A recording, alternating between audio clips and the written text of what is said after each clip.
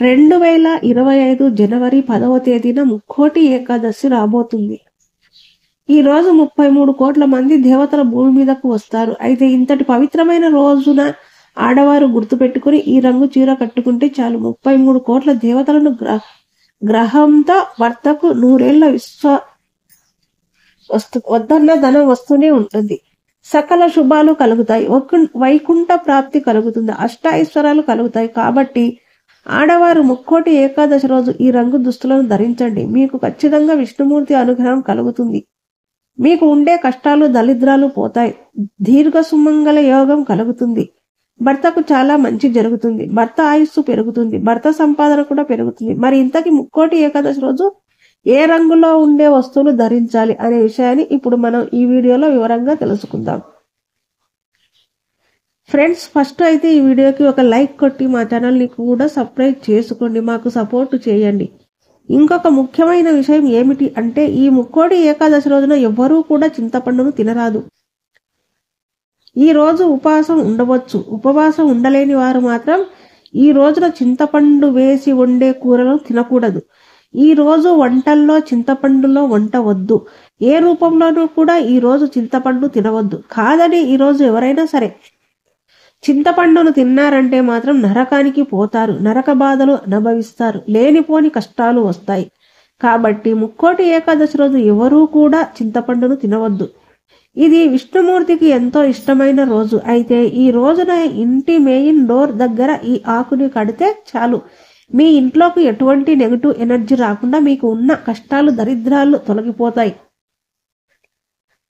మీరు కోటీశ్వరులుగా మారిపోతారు అని పండితులు చెబుతున్నారు. ఈ రోజు ఇంటి గుమ్మానికి ఈ ఆకులు కడితే మీ ఇంట్లోకి దైవశక్తులు వచ్చే సకల ఐశ్వర్యాలను కలిగిస్తాయని పండితులు చెబుతున్నారు. మరి ఈ ఆకులు ఏమిటి అంటే మామిడి ఆకులు. మామిడి చెట్లు అన్ని ఊర్లలోనూ ఉంటాయి. కాబట్టి మామిడి ఆకులు అందరికీ సులువుగా దొరుకుతాయి.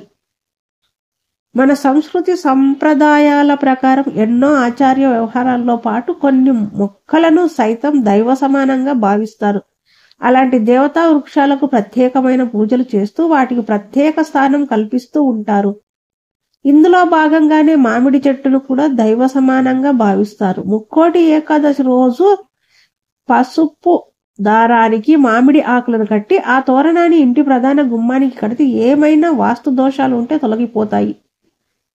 అలాగే ఇంటిలో నెగటివ్ ఎనర్జీ తొలగిపోయి పాజిటివ్ దైవశక్తులు వచ్చి అన్ని శుభాలే జరుగుతాయి. ఇంట్లో ఏమైనా దుష్ట శక్తులు ఉంటే పోతాయి.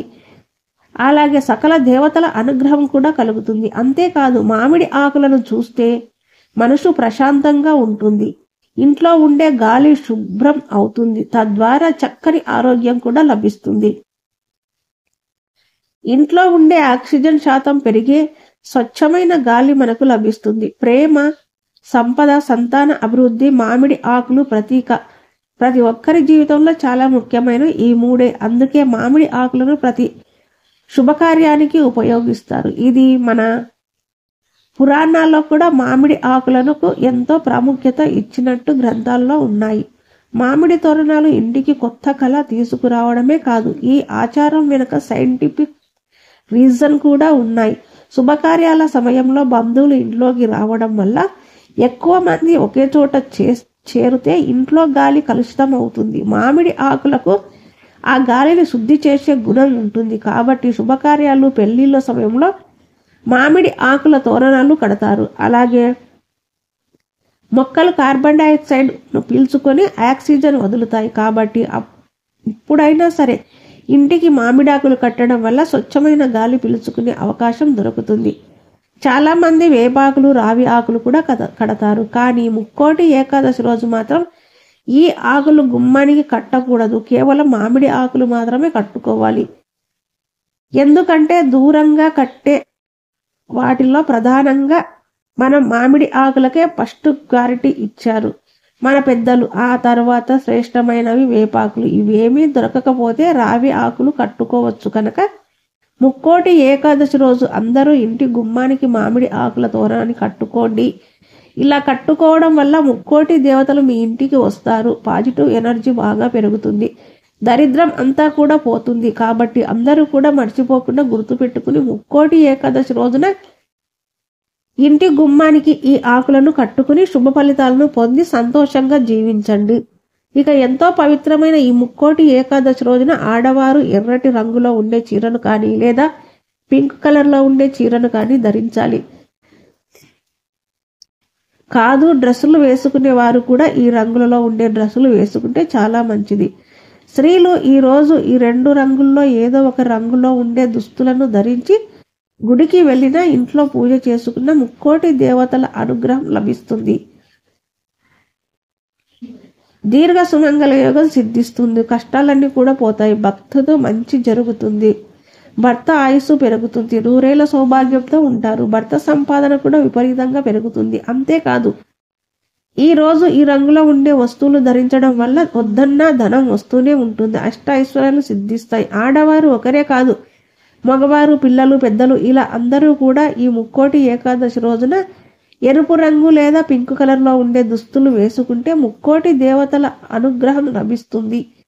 మీకు అంతా మంచి జరుగుతుంది. కాబట్టి స్త్రీలు గుర్తుంచుకుని ఈ రంగులో ఉండే దుస్తులను ధరించండి. ఇక గాజులు ఏ రంగులో ఉండే వివరించాలి అంటే ఎరుపు, ఎల్లో, గ్రీన్ ఈ 3 రంగుల్లో ఉండే గాజులను అయినా సరే ధరించవచ్చు. ఈ రోజు ఈ రంగులో ఉండే గాజులను ధరించడం వల్ల లక్ష్మీదేవి అనుగ్రహం కలుగుతుంది. కష్టాలు పోతాయి. సౌభాగ్యం సిద్ధిస్తుంది. దాని సమస్యలు రాకుండా ఉంటాయి. అపార ఐశ్వర్య యోగం కలుగుతుంది. ఇక ముక్కోటి ఏకాదశి రోజు ఆడవారు ఈ రంగు దుస్తులను ధరించండి. ఈ రంగు గాజులను వేసుకోండి. మీకు, మీ భర్తకు అంతా మంచి జరుగుతుంది. ముక్కోటి దేవతల అనుగ్రహంతో సకల ఐశ్వర్యాలు సిద్ధిస్తాయి.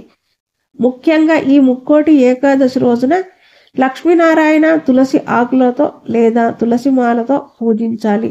గదిలో లక్ష్మీనారాయణ ఫోటో ముందు తులసి ఆకులను పెట్టాలి. అలా పెట్టడం వలన జన్మల పాపాలు పోతాయి. కోటి జన్మల పుణ్యం వస్తుంది. కానీ ఎప్పుడైనా సరే తులసి ఆకులను పూజ చేసే చెట్టు నుండి కోయరాదు. పూజలు చేయని చెట్టు నుండి కోసిన ఆకులతోనే పూజ చేయాలి. కనుక ఈ ఒక విషయాన్ని గుర్తుంచుకొని ఈ రోజు తులసి ఆకులతో స్వామివారిని అర్చిస్తే సకల పాపాలు పోతాయి. అలాగే ఈ ముక్కోటి ఏకాదశి రోజు పొరపాటున కూడా బెల్లాన్ని, ఉసిరికాయలను, నువ్వులను వేరే వారి చేతికి ఫ్రీగా ఇవ్వవద్దు. అలా ఇస్తే దరిద్రం పడుతుంది. లేనిపోని కష్టాలు వస్తాయి. అప్పుల పాలైపోతారు. కనుక ఈ రోజు ఈ 3 వస్తువులను వేరే వారి చేతికి ఫ్రీగా ఇవ్వవద్దు. ఈ వస్తువులను బయట షాప్ నుండి కొని తెచ్చుకోవచ్చు. కానీ అప్పుగా కొని తెచ్చుకోకూడదు. అప్పుగా ఇవ్వకూడదు, తీసుకోకూడదు. కనుక ఈ విషయాలు అందరూ కూడా గుర్తుపెట్టుకోండి. అలాగే ఈ ముక్కోటి ఏకాదశి రోజున ఆడవారు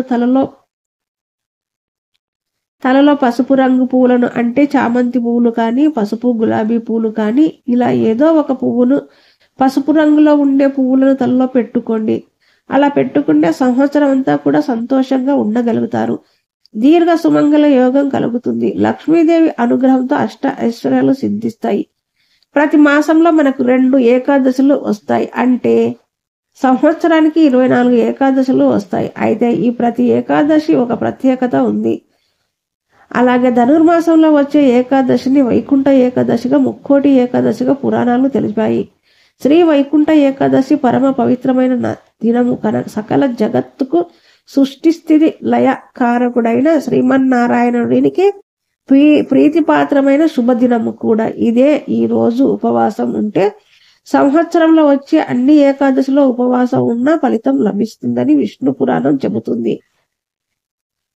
మన సంప్రదాయంలో ముక్కోటి ఏకాదశి ఎంతో ప్రాముఖ్యత ఉంది. ఈ ఏకాదశి రోజున ఎవరైతే ఉపవాసాన్ని పాటిస్తారో వారికి ఎన్ని బాధలు, కష్టాలు ఉన్నా అవన్నీ కూడా తొలగిపోతాయి. లక్ష్మీదేవి అనుగ్రహంతో పాటు విష్ణుమూర్తి అనుగ్రహం కూడా కలుగుతుంది.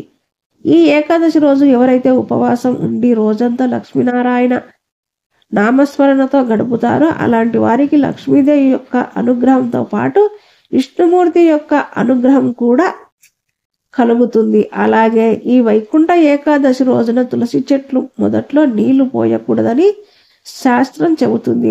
అలా పోస్తే లేనిపోని కష్టాలు వస్తాయి. ఈ ఏకాదశి రోజు తులసి చెట్టు మొదట్లో నీటిని కాకుండా 3 చుక్కల పాలను పోయడం వల్ల ఆర్థిక సమస్యలన్నీ పోయి లక్ష్మీదేవి కటాక్షం కలుగుతూ ఉంటుంది. ఎందుకంటే ఈ రోజు లక్ష్మీదేవి కూడా ఉపవాసాన్ని పాటిస్తుంది. అందుకే లక్ష్మీ స్వరూపమైన తులసి చెట్టు మొదట్లో ఈ రోజు 3 చుక్కల పాలను పోయాలి. అదేవిధంగా ఏకాదశి రోజున తప్పనిసరిగా ఒకసారి అయినా సరే ఇంట్లో శంఖాన్ని ఊదాలి. శంకు శబ్దం ఎక్కడ ఉంటుందో అక్కడ లక్ష్మీనారాయణులు ఉంటారని శాస్త్రాలు చెబుతున్నాయి. కనుక ఈ రోజు ఒకసారి అయినా సరే ఇంట్లో శంఖాన్ని ఊదండి.